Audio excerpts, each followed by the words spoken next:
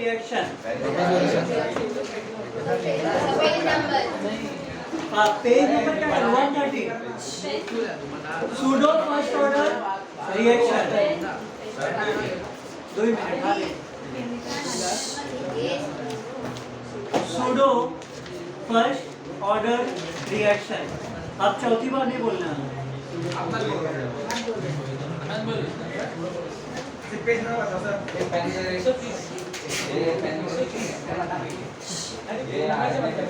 तो देखो यहाँ पे ए बॉयज ऑर्डर ऑफ रिएक्शन सबको आता है निकालने हाँ लास्ट टाइम लेक्चर में हम लोग ने किया था चलो यहाँ पे रिएक्शन ले रहे हैं हम लोग CH3COO CH3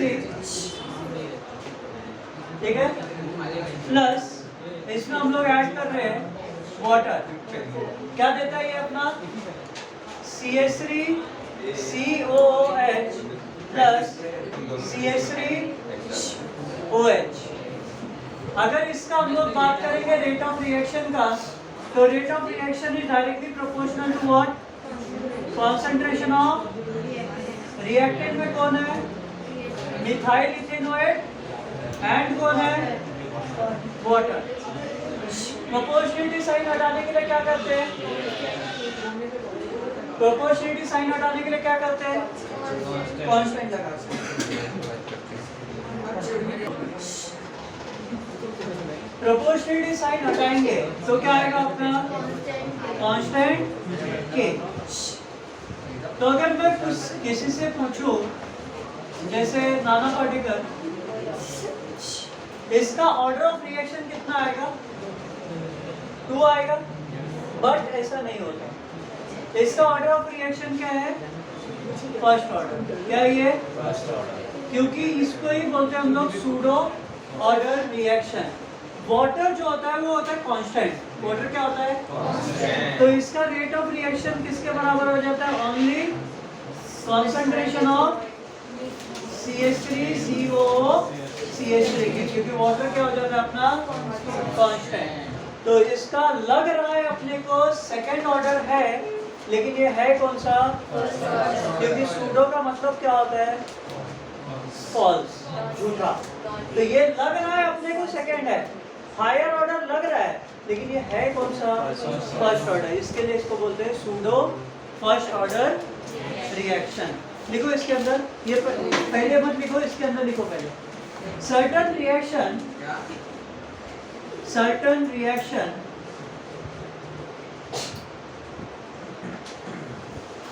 which are expressed to be certain reaction which are expressed to be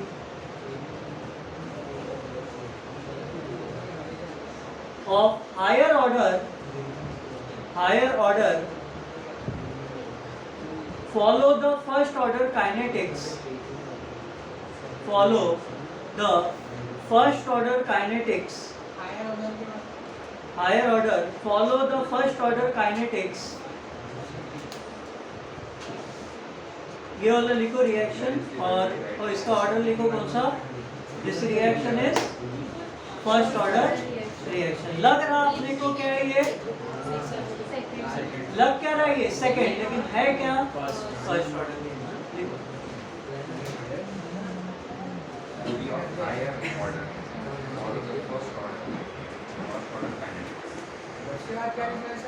हाँ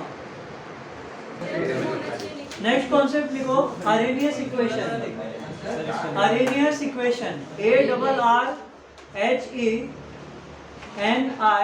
ARRHENIUS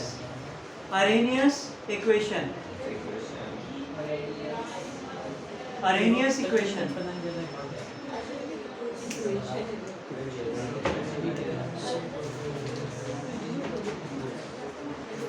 देखो फॉर्मूला क्या होता है आरेनियस का K is equal to A e raised to minus EA upon RT ये आरेनियस का फॉर्मूला है but Arrhenius का इक्वेशन को हम लोग को काम करना रहता है एक्टिवेशन एनर्जी निकालने के लिए क्या निकालने के लिए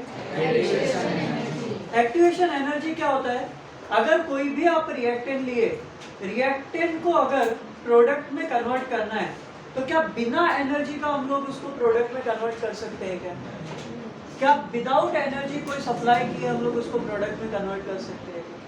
तो यहाँ पे हम लोग का काम आता है एक्टिवेशन एनर्जी। तो इसको इस फॉर्मूला में कन्वर्ट करना है जिससे यहाँ से हम लोग को क्या फाइंड हो जाए, एक्टिवेशन एनर्जी। तो क्या करेंगे, सबसे पहले इसमें अप्लाई करेंगे लॉग ऑन बोथ साइड। क्या करेंगे, apply log on both side.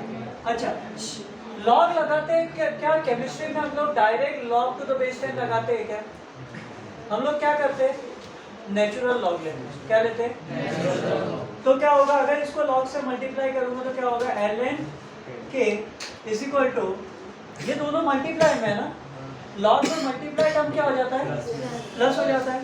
तो ln a प्लस ये जो एक्सपोनेंशियल टर्म है लॉग में किधर चला आता है, आगे। अगर हम लोग का log e raise to x है तो इसका वैल्यू क्या होता है, x, क्योंकि log e का वैल्यू कितना होता है, log e का वैल्यू कितना होता है 1। तो बचेगा क्या अपना, सिर्फ x बचेगा। मीन्स अगर exponential of minus E upon R T है तो इसको क्या हम लोग माइनस ई अपॉन आर टी डायरेक्टली लिख सकते हैं, लिख सकते हैं ना? हाँ, अच्छा, ln को log टू द बेस 10 में कन्वर्ट करने के लिए क्या करते हैं हम लोग, मल्टीप्लाई बाय, क्या मल्टीप्लाई करते हैं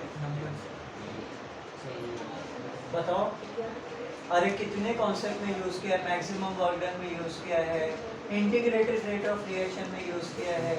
ln को log टू द बेस 10 में कन्वर्ट करने के लिए क्या करते हैं, मल्टीप्लाई बाय 2.30। तो यहाँ पे भी करेंगे, यहाँ पे भी करेंगे, दो जगह ln दिख रहा है तो क्या आ जाएगा 2.303 log k is equal to 2.303 at log a minus EA upon RT बराबर। क्या इधर कुछ होगा क्या? अच्छा, दो जगह पे ये वैल्यू लेके कोई मतलब है क्या? नहीं ना। तो पूरे इक्वेशन को क्या करते हैं, 2.303 से डिवाइड कर देते हैं। तो क्या हो जाएगा, अगर पूरे इक्वेशन को डिवाइड करूंगा तो यहाँ डिवाइड होगा तो बचेगा क्या, log k is equal to 2.303। ये तो गया ना, तो क्या होगा, डिवाइड होने के बाद हो गया।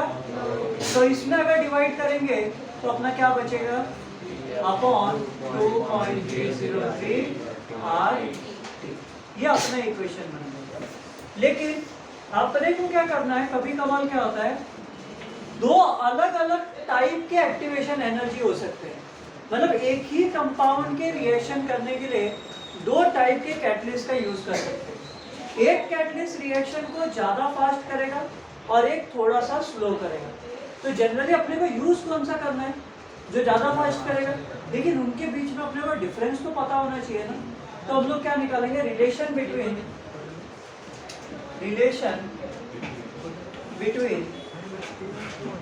EA1 and EA2। अच्छा, किसी के बीच में भी रिलेशन निकालना है, मतलब चेंज निकालना है हम लोग को, हाँ या नहीं? और चेंज करने के लिए हम लोग क्या करते हैं, second value minus first value. Delta A का मतलब क्या होता है, डेल्टा पी का मतलब क्या होता है, डेल्टा टी का मतलब क्या होता है, T2 माइनस T1, हाँ या नहीं? तो second value minus first value करेंगे तो हम लोग का हो जाएगा क्या एक्टिवेशन एनर्जी अपना चेंज होगा क्या? अगर एनर्जी चेंज हो रहा है मतलब क्या चेंज हो रहा है, टेम्परेचर में चेंज आ रहा है। कहाँ पे चेंज आ रहा है, तो हम लोग या तो एक्टिवेशन एनर्जी को पहले चेंज के फॉर्म में लेके करें या तो डायरेक्ट टेम्परेचर को चेंज के फॉर्म में लेके करें, चलेगा क्या? दोनों अपना इक्वल है, जैसा अपने को करना है चलेगा, ठीक है।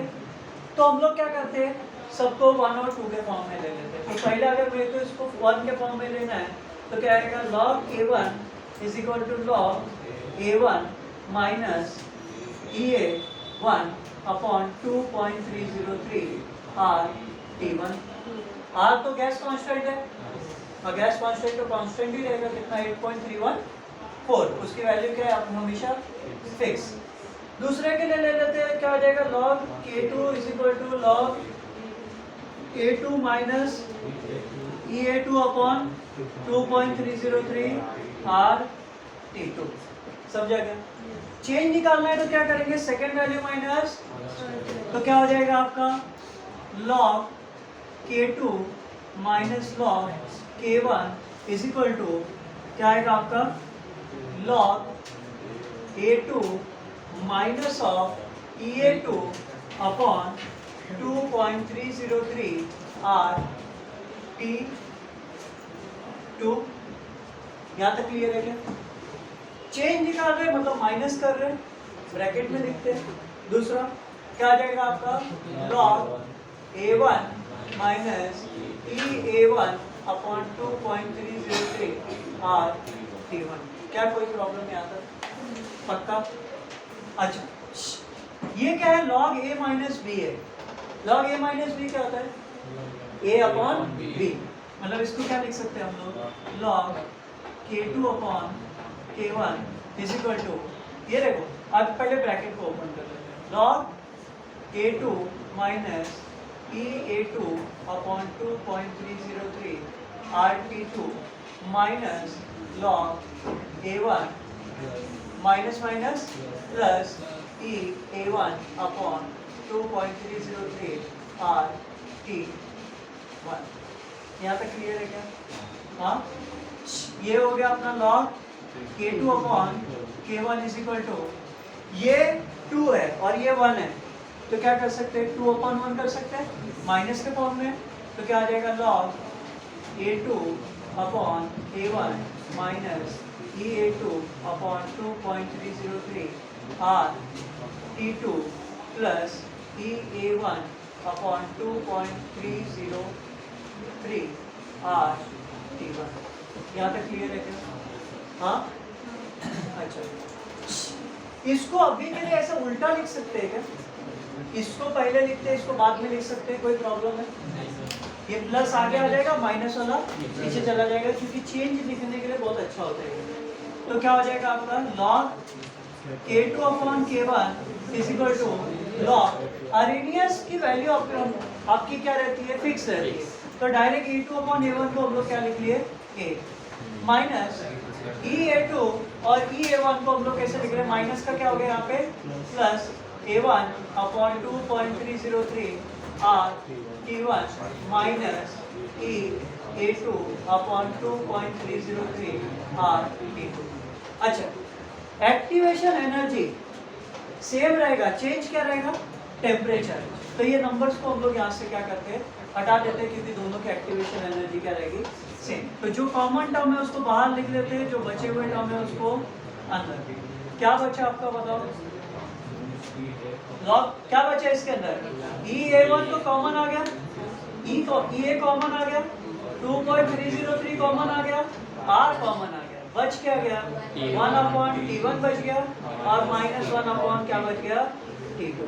इसको सॉल्व कर सकते हैं कि हम लोग क्या करके, क्रॉस मल्टीप्लाई, आया नहीं, क्रॉस मल्टीप्लाई करेंगे तो क्या हो जाएगा आपका T2 minus T1 upon T1 into T2। देखो इसको यहाँ तक भी करोगे तो भी सही है, या तो एक और स्टेप बढ़ा देते हैं, एक्टिवेशन एनर्जी जो अरेनियस की वैल्यू है वो हमेशा क्या रहती है, 1, क्या रहती है 1। तो अगर 1 पुट करके करेंगे तो log 1 की वैल्यू कितनी होती है, 0, तो ये तो 0 हो जाएगा, तो बचेगा क्या अपना EA upon 2.303 R T2 minus T1 upon T1 into T2। क्या किया हम लोग ने, आरएनएस के वैल्यू को क्या पुट किया, 1, क्योंकि देखो ना आरएनएस बोलता है कि एसिड बेस, HCl जब डोनेट करेगा तो एक टाइम पे क्या करता है, एक प्रोटॉन देता है या नहीं, एक प्रोटॉन देता है, मतलब हमेशा वैल्यू क्या रहेगा आपका 1, और 1 की वैल्यू कितनी होती है अपनी, log 1 की वैल्यू कितनी होती है, 0, तो वो हट गया, बचा कितना अपना log K2 upon K1 is equal to EA 2.303 R T2 minus T1 upon T1 into, ये आपका फॉर्मूला लिखो।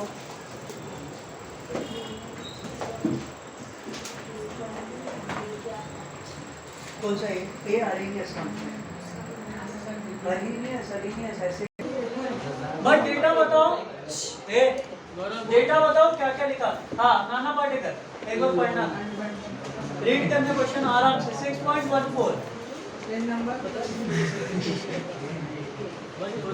नाना बताओ अच्छे से सुनाई दे मेरे को। हाँ at a first order reaction is 900 at 820 Kelvin. Okay, आपको यहाँ पे हाफ लाइफ टाइम दिया हुआ है, कितना दिया हुआ है आपको? हाफ लाइफ टाइम दिया है 900 मिनट है। फिर At temperature 820 Kelvin. टेम्परेचर कितना दिया हुआ है? 820. केल्विन। आगे Estimate its half-life at 720 मतलब Kelvin. हाफ लाइफ ही निकालना है, कब निकालना है? 720 Kelvin.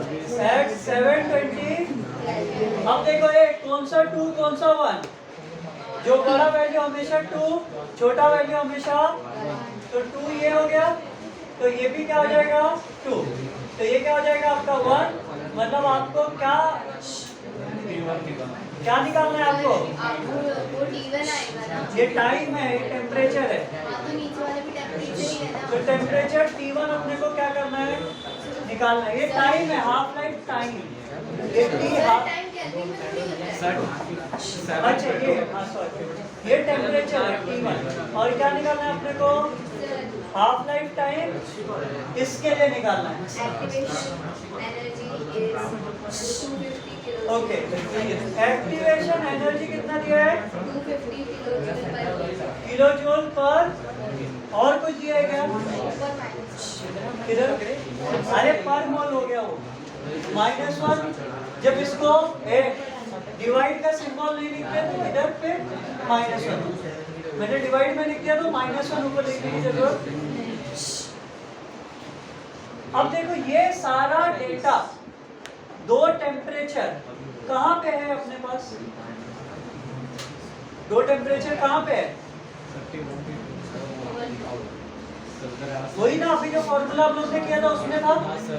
और कोई एक्टिवेशन एनर्जी के फॉर्मूला में 2 टेम्परेचर का यूज किया है क्या? एक ही टेम्परेचर का यूज किया। मतलब अपना फॉर्मूला क्या बनता है? फॉर्मूला क्या है?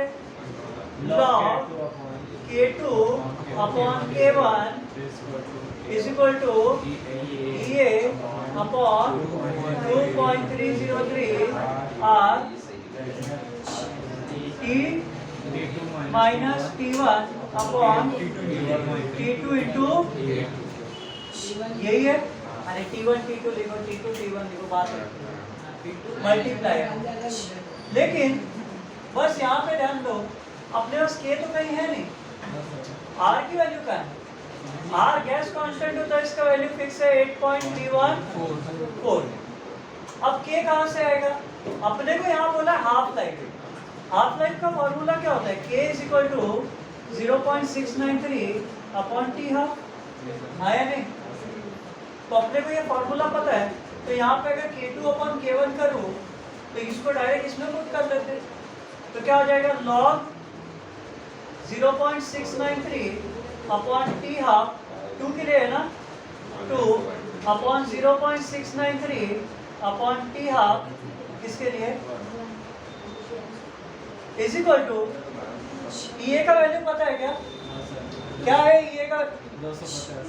250 अपॉन 2.303।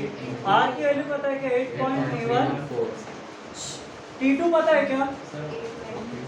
और T1 पता है क्या? अपॉन कितना आएगा? 820 इंटू, रुक जाओ आराम से। देखो 0.693 0.693 ये ऊपर जाएगा तो T1 ऊपर आ जाएगा, T2 तो क्या हो जाएगा? log T half for 1 upon T half for 2 is equal to 250 upon 2.303 into 8.31 8.314 into 820 में से 710 गया तो कितना बच गया? 100 बचा ना, अपॉन दोनों को मल्टीप्लाई करते हैं या नहीं करते, छोड़ो बाद में करेंगे, लॉग से ही करेंगे ना, ठीक है। यहाँ तक क्लियर है, क्योंकि इधर लॉग है और इधर एक ही का वैल्यू पता है, तो इसको लास्ट में सॉल्व करेंगे। तो इसको ऐसे ही लिखते हैं, क्या लिखते हैं इसको, log t half 1 upon t half 2 is equal to, अब लॉग से करते हैं, लॉग टेबल है, ये देखो कितना डिजिट है, 3 माइनस 1 2.25 का 0 में देखो 39 सॉरी 2.3979 मल्टीप्लाई है, मल्टीप्लाई है मतलब प्लस 100 कितना डिजिट है, मतलब 2 पॉइंट, और 100 के लिए कितना आ गया 0, माइनस डिवाइड है ना, तो डिवाइड में क्या होता है, माइनस होता है, तो माइनस और ये सब मल्टीप्लाई मतलब इनके बीच में क्या आएगा, प्लस आएगा, तो डायरेक्ट हम लोग माइनस लिख के ब्रैकेट लिख सकते हैं ना, माइनस लिख के ब्रैकेट, तो 2 मतलब कितना डिजिट है, 1 माइनस 1 0, 23 का 03 में 3623 मल्टीप्लाई है मतलब प्लस, डिजिट कितना है 1 मतलब 1 माइनस 1 0, 83 का 14 में 9198 प्लस 820 मतलब 3 डिजिट है, 3 माइनस 1 2, 82 का 0 में 9138 प्लस 3 डिजिट है, माइनस 1 मतलब 2 पॉइंट, 72 का 0 में 857, ठीक है, ये लॉग निकाल रहे हैं, इसका बाद में क्या निकालना पड़ेगा, एंटी लॉग।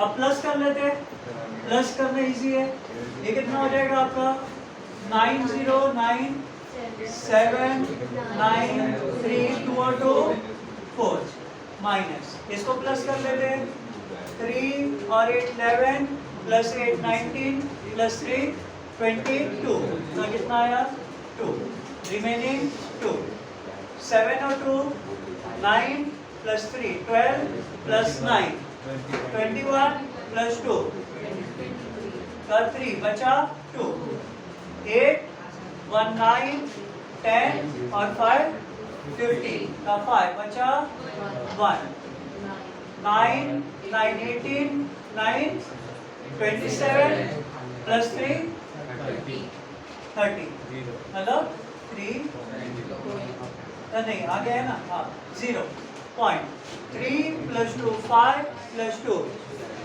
7, यही आया था ना, ठीक गलत है, सही है। हाँ, आप दोनों को माइनस करते हैं, तो क्या है, कभी भी देखो ऐसा माइनस है तो नीचे ही लिखने का, नहीं तो बोलोगे बड़े में से छोटा माइनस कर दो, गलत हो जाएगा, ठीक है। 9 में 7.0522 2 3 की जगह 2 है। अच्छा ठीक है, इतना चलता है, 9 और 5, 9 में से 2 गया, 7 में से गया, अरे 4 ना, अच्छा 9 में से गया था कितना 3, कितना गया 3 बार, बराबर 3 बार, इसको हम लोग ऐसा लिख सकते हैं 0.3447 इंटू 10⁻⁻³ 34 का 47 में एंटी लॉग, पहले लॉग निकाल लिए ना, अब क्या निकालेंगे इसका एंटी लॉग, निकालो इसका एंटी लॉग,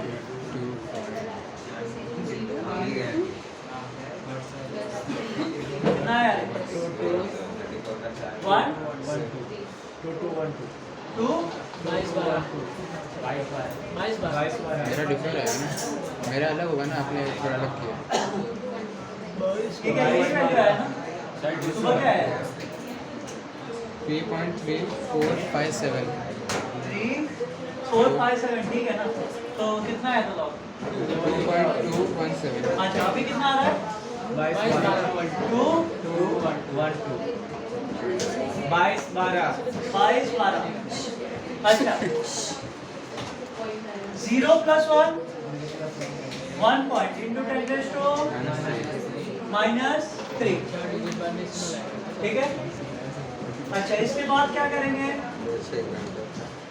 अब क्या करेंगे?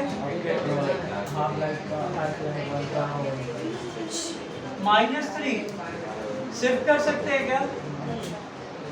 शिफ्ट कर सकते हैं। शिफ्ट किया था क्या सुबह? कि नहीं किया था? राइट, डायरेक्ट सॉल्व किया ना। चलो इधर देखो, ये लॉग है क्या? इसके आगे log t half 1 upon t half 2। ये लॉग उधर जाएगा तो क्या होगा? Anti log. तो क्या होगा? t half 1 upon t half 2 is equal to anti log.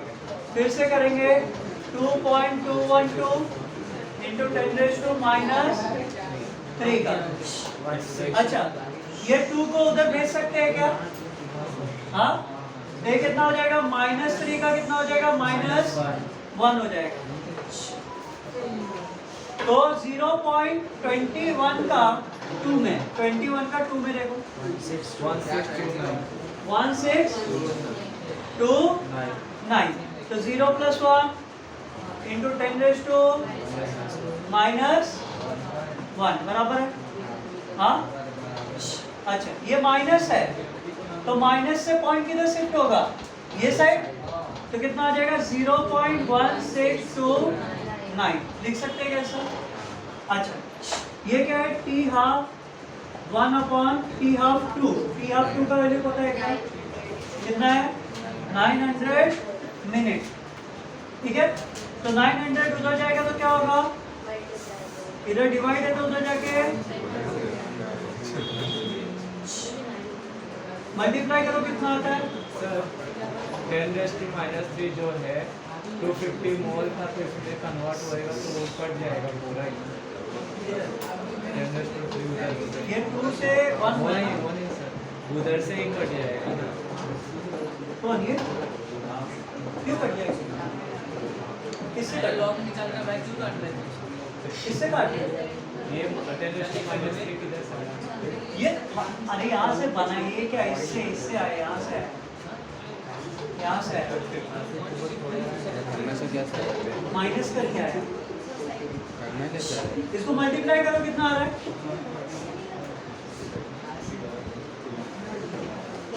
अरे 9 से मल्टीप्लाई करना है।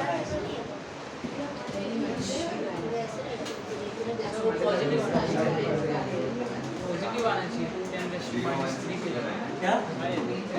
अरे सब आएगा, टेंशन क्यों लेते हो?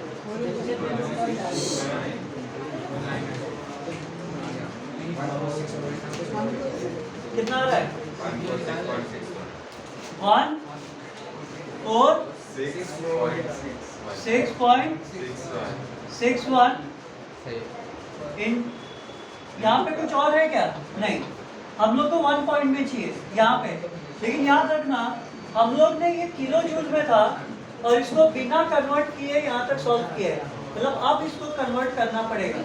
तो 1 किलो में कितना ग्राम? 1000। तो ग्राम में कन्वर्ट कर लेते, मतलब multiply by 10 raise to 3 joule. ठीक है, बराबर किलो जूल को किस में कन्वर्ट कर दिया? जूल में। अब अगर हम लोग देखते हैं आंसर, कभी भी आंसर लिखना रहेगा केमिस्ट्री में 1 पॉइंट में लिखना है। मतलब यहाँ पे अगर रहता 247 तो 2 पॉइंट लिखते हैं। तो यहाँ पे कितना है? 1.46, तो 1.46 लिखना है। तो 2 पॉइंट इधर शिफ्ट करना है, 2 पॉइंट इधर शिफ्ट करेंगे तो +2 और क्या होगा उसमें? मतलब कितना हो जाएगा? 1.46 इंटू 10 रेज़ टू 5। और ये टाइम है ना, और किस में किया था? ये मिनट में। तो ये भी किस में आएगा? ये आ गया अपना किसका? Half life time. किसके लिए? फर्स्ट के लिए 720 केल्विन पे इतना अपना हाफ लाइफ टाइम होगा। यही है। मेरा 48 है। हाँ मेरा 4 अरे वही है +1 -1 +2 -2 रिएक्शन। मेरे को कोई बताएगा कैटलिस्ट का काम क्या है रिएक्शन में? रिएक्शन का स्पीड को क्या करता है? इंक्रीज करता है। क्या पार्टिसिपेट करता है कैटलिस्ट? नहीं करता। अभी हम लोग का ये चैप्टर में सिर्फ इतने से डेफिनेशन का क्या काम? तो ये जो दोनों ग्राफ है, तो दोनों ग्राफ इंपॉर्टेंट है, साथ ही साथ थोड़ा सा इसका चीज समझ के लो कि एक्टिवेशन जो एनर्जी है हम लोग का, वो दो टाइप की अपनी हो सकती है। एक तो बहुत ज़्यादा हाई हो सकती है और एक बहुत ज़्यादा लो हो सकती है। अभी समझो एक रिएक्शन लगाना है, ए बॉयज, एक रिएक्शन लगाना है और रिएक्शन को आपने चालू कर दिया गैस पे और वो 4 से 5 दिन में अपना रिएक्शन खत्म हो, तो क्या होगा? एक तो मैन पावर का वेस्टेज होगा, ठीक है, टाइम ज़्यादा लगेगा और जो उससे वेस्ट क्रिएट होगा वो तो और भी ज़्यादा रहेगा। मीन्स प्रोडक्ट का कंसंट्रेशन भी कम हो जाएगा। मान लेते हैं कि उतना ही प्रोडक्ट बना सेम, लेकिन तो भी 4 दिन गया, टाइम ज़्यादा लगा, बरोबर। लेकिन अगर वही कंपाउंड में हम लोग वो गैस के जगह पे माइक्रोवेव में रख देते तो टेम्परेचर की स्पीड क्या हो जाती है आपकी? बढ़ जाती है। टेम्परेचर की स्पीड क्या होती है? बढ़ जाती है। जैसे पिज़्ज़ा को अगर आप गैस पे बनाओगे तो ज़्यादा टाइम लगेगा, लेकिन वही सेम पिज़्ज़ा को हम लोग क्या करते हैं? माइक्रोवेव में बनाते हैं तो जल्दी बन जाता है। मीन्स एक्टिवेशन एनर्जी क्या हो जाता है उसका? बढ़ जाता है। तो याद रखना, जितना ज़्यादा एक्टिवेशन एनर्जी होगा प्रोडक्ट, उतना ही ज़्यादा क्या होगा? स्टेबल। अभी ये वीडियो ऑनलाइन जाएगा तो इसके लिए हम लोग सुबह वाला एग्जांपल नहीं ले सकते। दूसरा नहीं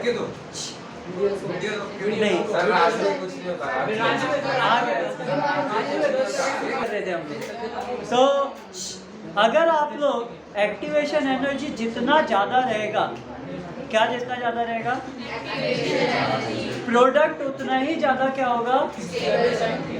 और जितना कम एक्टिवेशन एनर्जी रहेगा प्रोडक्ट बनेगा तो, लेकिन स्टेबल नहीं रहेगा। फिर उसको पेन होगा 1 से 2 साल के बाद। ठंडी जैसे आता है ना, तब देखने का वो जो एजेड पर्सन रहते हैं बोलते हैं भगवा घुटना में दर्द हो गए। हाँ, तो वो बोलने का रीज़न क्या है कि पहले वो गिरे रहेंगे, हाथ पैर तोड़े रहेंगे, तब जाके उसको 2 साल के बाद वापस से दर्द उठाए। और ठंडी के टाइम पे ऐसा बहुत होता है कि नहीं? तो याद रखना, एक्टिवेशन एनर्जी जितना ज़्यादा रहेगा उतना वो कंपाउंड स्टेबल हो जाता, तो आपको परेशानी झेलने की ज़रूरत नहीं पड़ती। लेकिन जब वो प्रोडक्ट कम डिस्टेंस से गिरा है तो एक्टिवेशन एनर्जी कम होने के वजह से उसमें इतनी स्टेबिलिटी नहीं है। तो यार, जितना ज़्यादा एक्टिवेशन एनर्जी प्रोडक्ट उतना ही स्टेबल। मैंने बोला प्रोडक्ट स्टेबल करना है, आप वो नहीं, वो एग्जाम्पल था। क्या कहने का मतलब था कि प्रोडक्ट ज़्यादा स्टेबल। और यहाँ पे हम लोग स्टेबिलिटी की बात कर रहे थे, ना कि कुछ और। है कि नहीं? करो, डमी गिरा सकते हैं। क्या डमी? दूसरा एग्जाम्पल क्या ले सकते हैं हम लोग? बाद में किसी को देखेंगे। वीडियो बंद कर दो, खत्म। नहीं, न्यूमेरिकल सॉल्व करना है आपको। वो एक